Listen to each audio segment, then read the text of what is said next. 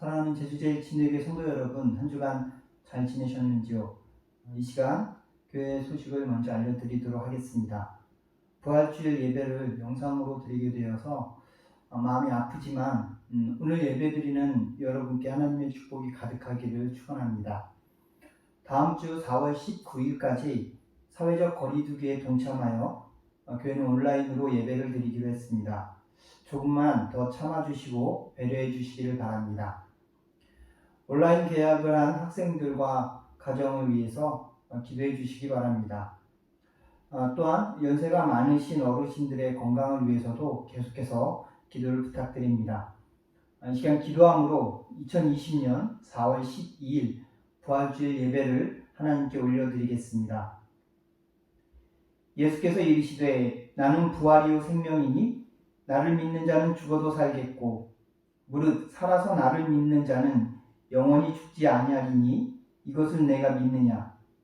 이르되 주여 그러하외다.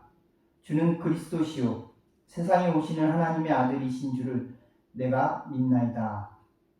부활의 은혜를 허락해 주신 하나님 감사합니다. 이 시간 코로나19로 인해 함께 모이지 못하고 온라인으로 예배드리지만 오늘 거룩한 부활주일에 주님의 부활을 찬양하며 신령과 진정으로 예배드리게 하옵소서. 주님의 사랑과 은혜를 입은 저희가 부활의 권능과 권세로 능력 있는 성도로 변화되게 하시고 세상의 빛과 소금의 직분을 잘 감당하여 하나님을 기쁘시게 하며 사람들에게도 기쁨과 평안을 주는 복된 삶을 살게 하옵소서. 만물이 소생하는 계절이지만 전 세계가 코로나19로 많은 불편을 겪고 있습니다. 확진자와 사망자가 늘어나는 위험과 긴장 속에서 우리에게 강하고 담대한 믿음을 허락해 주시옵소서. 다가오는 4월 15일 총선을 통해 나라와 국민을 위해 열심히 일할 정직한 대표들이 뽑혀 경제적으로, 정치적으로 이 나라가 안정되게 하여 주시옵소서. 이 시간 하나님의 말씀을 통하여 우리의 믿음이 새로워지며 성령의 충만함을 통해 하나님의 사랑과 은혜를 누리며 전하게 하여 주시옵소서. 이 예배를 통해 주님을 향한 갈급한 심령들 모두 필요가 채워지고 상처가 치유되며 신앙이 회복되는 은혜가 있게 하여 주시옵소서. 우리를 사랑하사 십자가의 죽음과 부활하심으로 우리의 소망이 되어주신 예수 그리스도의 이름으로 기도합니다. 아멘. 오늘 함께 은혜 나눌 말씀 사도행전 13장 44절에서 52절까지 말씀입니다. 다 함께 읽겠습니다. 그 다음 안식일에는 온 시민이 거의 다 하나님의 말씀을 듣고자 하여 모이니 유대인들이 그 무리를 보고 시기가 가득하여 바울이 말한 것을 반박하고 비방하거늘 바울과 바나바가 담대히 말하여 이르되 하나님의 말씀을 마땅히 먼저 너희에게 전할 것이로되 너희가 그것을 버리고 영생을 얻기에 합당하지 않은 자로 자처하기로 우리가 이방인에게로 향하노라.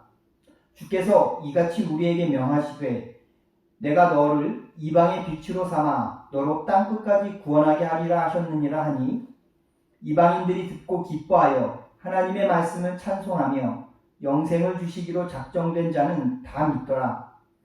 주의 말씀이 그 지방에 두루 퍼지니라. 이에 유대인들이 경건한 부인들과 그 신의 유력자들을 선동하여 바울과 바나바를 박해하게 하여 그 지역에서 쫓아내니 두 사람이 그들을 향하여 발에 티끌을 떨어버리고 이고니온으로 가거늘 제자들은 기쁨과 성령이 충만하니라. 아멘. 이 시간 우리 옆에 있는 가족들과 인사하겠습니다. 사랑합니다. 축복합니다. 은혜 많이 받으십시오. 오늘 이 시간 사랑의 낭비라는 제목으로 함께 은혜를 누리고자 합니다. 역사 속에 수많은 의인들은요, 믿음의 본질적인 문제가 아닌 일들로 고난을 당하곤 했지만 그러나 그것들이 마침내는 의에 이르러 하나님의 영광을 드러내는 그런 모습들을 우리는 보게 됩니다. 수많은 교회가 있으나 그리스도가 없는 교회, 수많은 성도는 있으나 그리스도의 영이 없는 성도들이 있음에 이 시간 무거운 마음으로 2020년 부활절 우리의 예배를 하나님께서 기뻐 받아주시기를 바라는 마음으로 올려드립니다. 바울과 바나바 일행이 비시디아 안디옥에서 쫓겨난 것은 신앙의 문제가 아니었습니다. 혹은 그리스도인으로서의 어떤 본질적인 문제가 아니었습니다.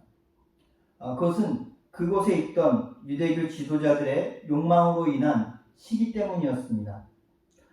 어느 날 갑자기 등장해서 한 편의 설교를 통해서 수많은 사람들의 마음을 사로잡은 바울을 시기하여서 유대교 종교 지도자들은 그들의 설교를 반박하고 또 비방해서 회당에서는 다시 설교할 수 없게 했습니다.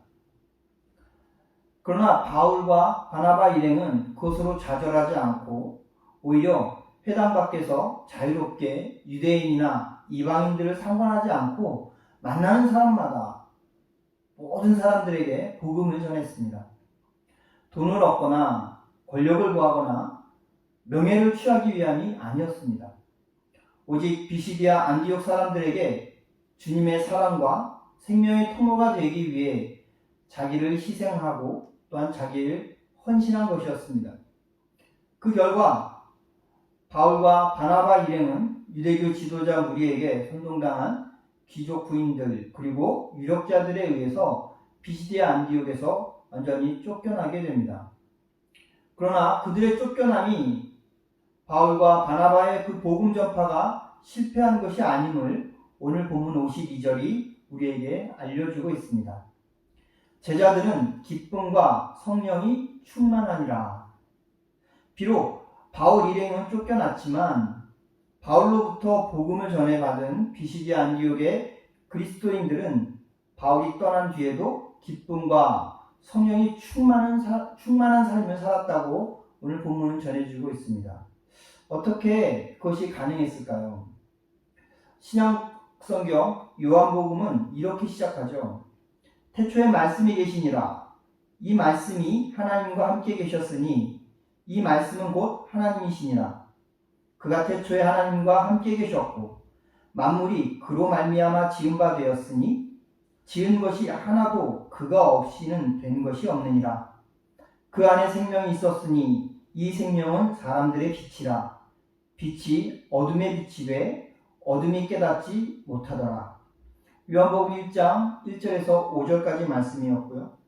요한복음 1장 14절은 또 이렇게 말씀하고 있습니다. 말씀이 육신이 되어 우리 가운데 거하심에 우리가 그의 영광을 보니 아버지의 독생자의 영광이요 은혜와 진리가 충만하더라. 하나님께서는 말씀이시고 또 말씀이신 하나님께서 당신의 말씀으로 천지를 창조하셨다고 말하고 있습니다. 이 말씀이 육신을 입고 오신 분이 바로 예수 그리스도이심을 요한복음 1장 1절에서 5절까지 말씀에서는 이것을 증거하고 있죠. 123년 전 1887년에 만주 봉천에서 최초로 출간된 예수 성교전서라는 성경책, 최초의 번역 성경책인데요. 이 성경책에서 요한복음 1장 1절에서 그 이후의 본문을 이렇게 해석하고 있습니다. 처음에 도가 있으되 도가 하나님과 함께하니 도는 곧 하나님이라. 이 도가 처음에 하나님과 함께하며 만물이 말미암아 다 지었으니 지은 바는 하나도 말미암지 않고 지음이 없느니라. 도에 생명이 있으니 이 생명이 사람의 빛이 되어 빛이 어두운 데로 빛이 돼 어두운 데는 알지 못하니라. 대저 도가 육신을 입어 넉넉히 은총과 진리로 우리 사이에 거하여 우리가 그 영화를 본 것이 아버지가 낳은 외아들의 영화와 같으니라 하더라. 현재 우리가 사용하고 있는 한글 성경은 헬레어 로고스를 말씀으로 번역한 반면 최초의 한글 신약 성경인 예수 성교전서에서는 로고스를 도, 즉 길이라고 번역했습니다. 하나님께서는 생명의 도시고 또 그 도가 육신을 입고 이 땅에 오셔서 그 도를 직접 우리에게 보여주신 분이 바로 예수 그리스도시라고 번역한 것입니다. 우리에겐 말씀이란 단어가 더 친숙하긴 하지만 이 말씀은 사실 차별성이 없는 단어 중 하나입니다. 왜냐하면 이를테면 나보다 연장자나 혹은 직책이 높은 사람의 말은 우리가 모두 내게 말씀 이렇게 표현이 되죠. 심지어는 저 또한 저의 자녀에게 말한 그 말은 자녀에게는 말씀이 됩니다. 그러나 돈은 아무에게나 혹은 아무렇게나 사용되어서는 안 되는 단어입니다. 그래서 돈은 어찌 보면 철저하게 구별된 단어이죠. 하나님이 도고 또 그 도가 육신을 입고 이 땅에 오신 분이 예수 그리스도시라면 그리스도인은 그렇게 두말할 것 없이 모두 구도자이고 또 도인이 되어야 합니다. 어느 길이 바른 길인지 알지 못해서 이 길 저 길을 기웃거리거나 혹은 세속적 의미에서 어떤 방향성 없이 이리저리 끌려다니는 사람들은 구도자가 아닙니다. 태초로부터 계신 하나님의 도, 예수 그리스도께서 십자가의 죽음과 부활로 우리에게 보여주신 그 진리와 생명의 도를 흔들림 없이 쫓는 진정한 의미의 구도자 혹은 도인이 바로 그리스도인일 것입니다. 그렇기에 예수님께서 자신을 요한복음 14장 6절에서 이렇게 표현하셨습니다. 예수께서 이르시되 내가 곧 길이요 진리요 생명이니 나로 말미암지 않고는 아버지께로 올 자가 없느니라. 바울이 예전처럼 교회와 또 진리를 짓밟던 폭도였다면 바울이 비시디아 안디옥 교회를 몇 번을 찾아갔던들 그런 일은 일어나지 않았을 겁니다. 그것이 가능할 수 있었던 것은 진리를 짓밟던 폭도였던 그 바울이 예수 그리스도 안에서 하나님의 도를 찾았고 또 그 도를 쫓는 구도자가 되었기 때문입니다. 바울이 자기 부인과 자기 희생을 통해서 얻을 수 있었던 하나님의 도를 쫓는 그 구도자가 되었을 때 도이신 하나님께서 그 구도자된 바울을 통해서 역사하신 결과입니다. 그렇기에 2020년 부활절을 맞이한 우리는 하나님의 도를 쫓는 구도자가 되어야 하지 않겠습니까? 지금 대한민국은 어디를 가도 곳곳에 교회와 그리스도인이 없는 곳이 없는 나라가 되었습니다. 하지만 우리 사회에서 교회가 세상을 새롭게 하기보다는 비판의 대상으로 전락한 것은 결국은 교회에 다니는 교인은 많지만 하나님께서 예수 그리스도의 죽음과 부활을 통해서 보여주신 하나님의 도를 쫓는 구도자는 드물기 때문이 아니겠습니까? 비시디아 안디옥 교회에서 일방적으로 쫓겨난 사도 바울은 그 뒤 사랑장으로 불리는 고린도전서 13장에서 사랑을 다음과 같이 정의합니다. 사랑은 오래 참고, 사랑은 온유하며, 시기하지 아니하며, 사랑은 자랑하지 아니하며, 교만하지 아니하며, 무례히 행하지 아니하며, 자기의 유익을 구하지 아니하며, 성내지 아니하며, 악한 것을 생각하지 아니하며, 불의를 기뻐하지 아니하며, 진리와 함께 기뻐하고, 모든 것을 참으며, 모든 것을 믿으며, 모든 것을 바라며, 모든 것을 견디느니라. 또한 사도 요한은 하나님을 사랑이라고 표현하며 요한일서 4장 7절과 8절에서 이처럼 고면합니다. 사랑하는 자들아 우리가 서로 사랑하자. 사랑은 하나님께 속한 것이니 사랑하는 자마다 하나님으로부터 나서 하나님을 알고 사랑하지 아니하는 자는 하나님을 알지 못하나니 이는 하나님은 사랑이시니라. 하나님이 사랑이시기에 우리에게 그 사랑을 표현하신 최고의 표현이 바로 예수 그리스도의 십자가에서의 죽으심과 부활이었다고 우리는 고백합니다. 그렇다면 그리스도인인 우리가 하나님의 도를 쫓아가는 그 삶은 바로 하나님의 사랑을 우리의 삶을 통해서 드러내려는 그런 삶이어야 할 것입니다. 하나님의 사랑의 속성은 희생과 헌신으로 표현되는 낭비라고 누군가 표현했습니다.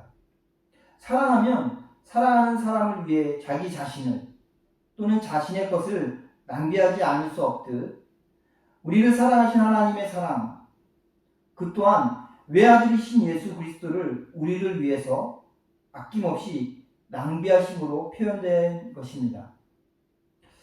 부모의 자기 낭비 없이 어찌 자식이 성인이 될 수 있겠습니까?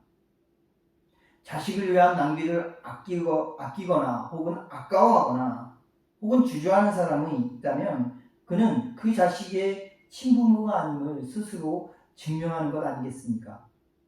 주님께서도 우리를 사랑하셨기에 죄와 사망에 덫에서 우리를 살려내시기 위해 당신이 친히 십자가의 제물이 되시어 당신 자신을 철저하게 낭비하셨습니다.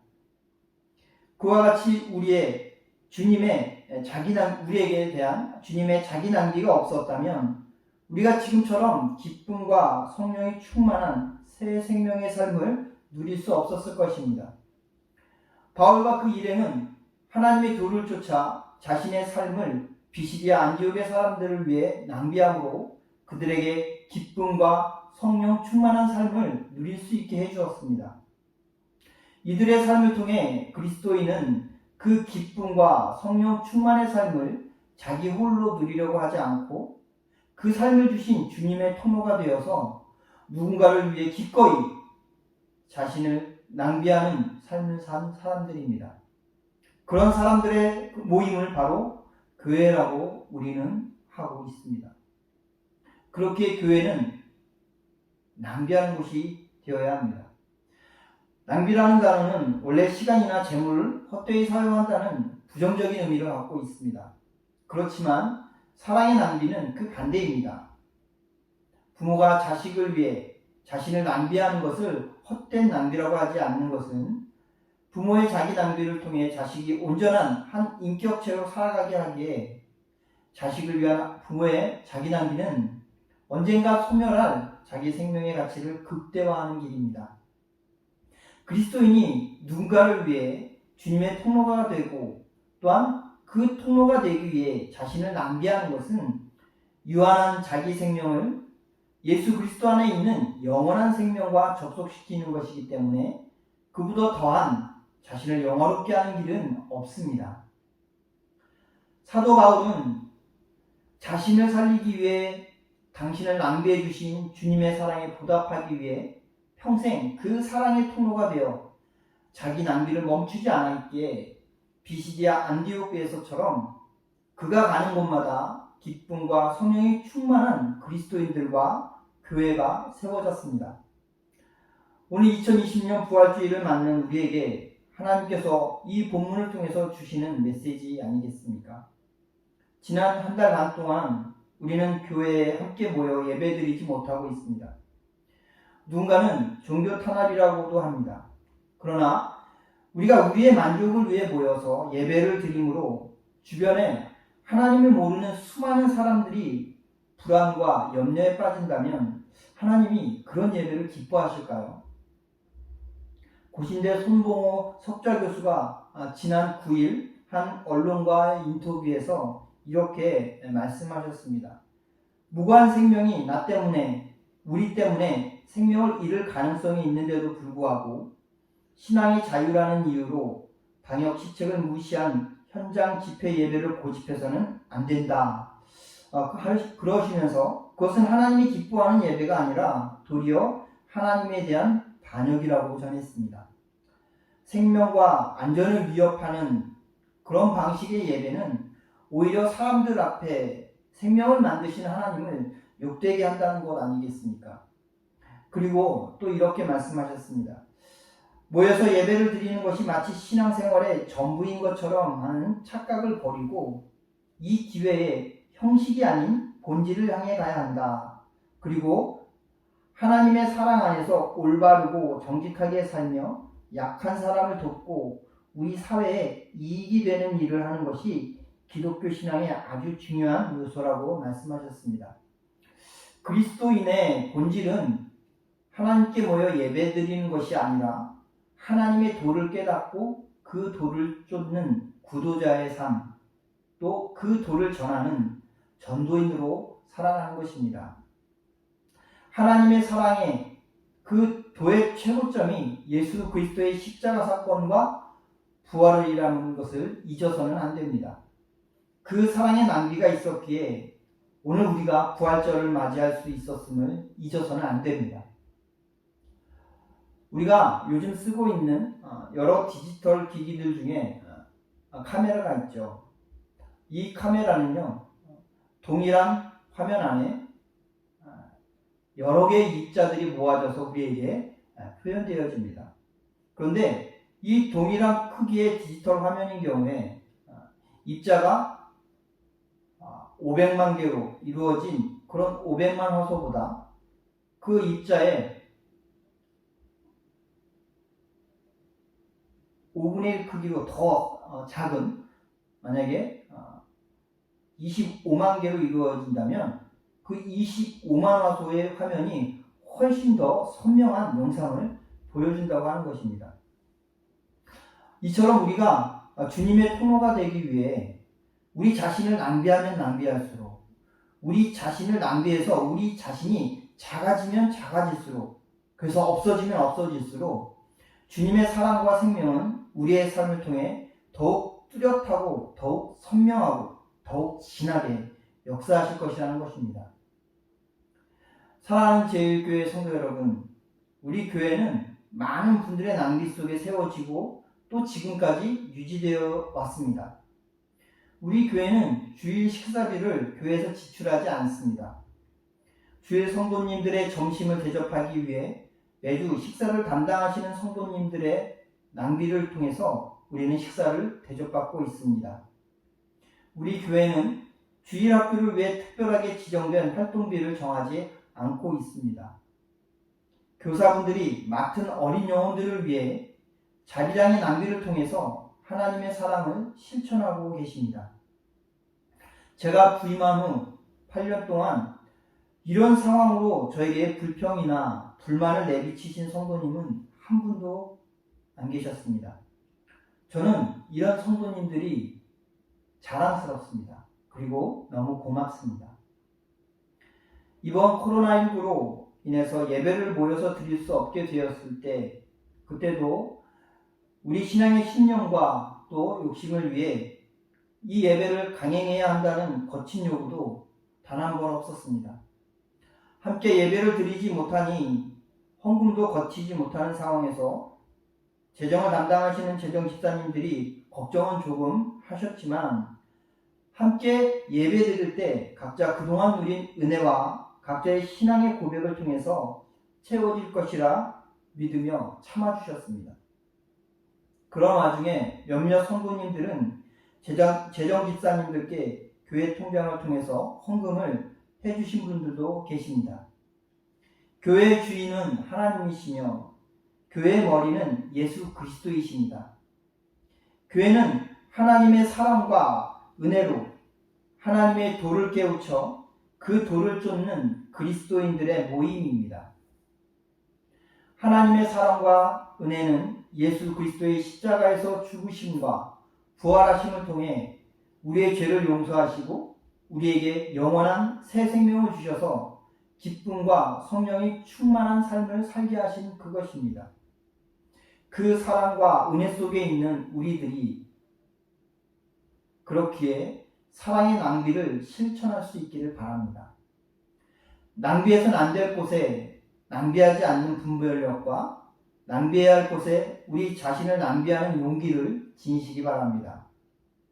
자기 낭비의 삶을 사는 우리로 인해 이 세상 그 누군가는 말할 것도 없고 날이 갈수록 주님을 위해 더욱 자신을 낭비하는 우리 역시 우리를 통해 더 크게 역사하시는 주님으로 인해 기쁨과 성령이 충만한 삶을 누릴 수 있기를 우리 주님의 이름으로 축원드립니다. 기도하겠습니다. 제자들은 기쁨과 성령이 충만하니라. 생명의 도요, 진리의 도요, 사랑의 도요, 빛의 도이신 하나님 감사합니다. 예수님께서 이 땅에 오셔서 당신의 삶으로 그 도를 친히 보여주심에 감사드립니다. 십자가의 죽음과 부활로 그 도에 이르는 통로가 되어주심에 감사드립니다. 그럼에도 그동안 하나님의 도를 쫓기보다는 예수님의 능력을 이용하려만 하였습니다. 하나님의 사랑을 받고 누리려고만 했습니다. 매주일 예배를 드리는 것으로 모든 신앙적 책임과 의무를 다하려 했기에 우리의 삶 속에서 생명의 역사가 일어나지 못했습니다. 이런 우리의 무지와 허물을 회개하오니 용서하여 주시옵소서. 오늘 이 시간 부활주일 예배를 통해서 이제 우리 모두 하나님께 받은 사랑과 은혜를 바라보게 됩니다. 하나님께서 낭비하신 그 사랑의 원본이신 예수 그리스도의 십자가의 죽으심과 부활을 다시금 우리 마음에 새겨봅니다. 그리고 결단합니다. 이제 우리도 사랑을 낭비하여 하나님을 드러내고 하나님의 도를 쫓는 삶을 살게 하여 주시옵소서. 비록 적은 무리, 작은 교회지만 우리의 낭비를 통해 측량할 수 없는 그 크신 하나님이 드러나는 우리의 삶, 그리고 제주제일침례교회가 되게 하여 주시옵소서. 그러한 우리의 삶에 날마다 기쁨과 성령의 충만함이 이어지게 하여 주시옵소서. 사랑의 낭비를 실천하여 우리를 구원하시기 위해 십자가의 고통을 참아주시고 부활하신 우리 주님 예수 그리스도의 이름으로 기도합니다. 아멘. 이제는 우리를 구원하신 예수 그리스도의 구원의 은혜와 하나님 아버지의 사랑하심과 성령님의 내주 충만하심이 이 시간 각 가정과 처소에서 예배드리며 나의 사랑의 낭비를 통해 하나님의 도를 쫓으며 기쁨과 성령이 충만한 삶을 아직 하나님을 모르는 누군가와 함께 누리기를 바라고 소망한 제일교회 모든 성도님들과 교회 위에 이제로부터 영원히 함께 하시길 예수 그리스도의 이름으로 축원합니다. 아멘. 한 주간 주님 안에서 승리의 삶을 사시고 건강한 모습으로 뵙기를 바랍니다. 감사합니다.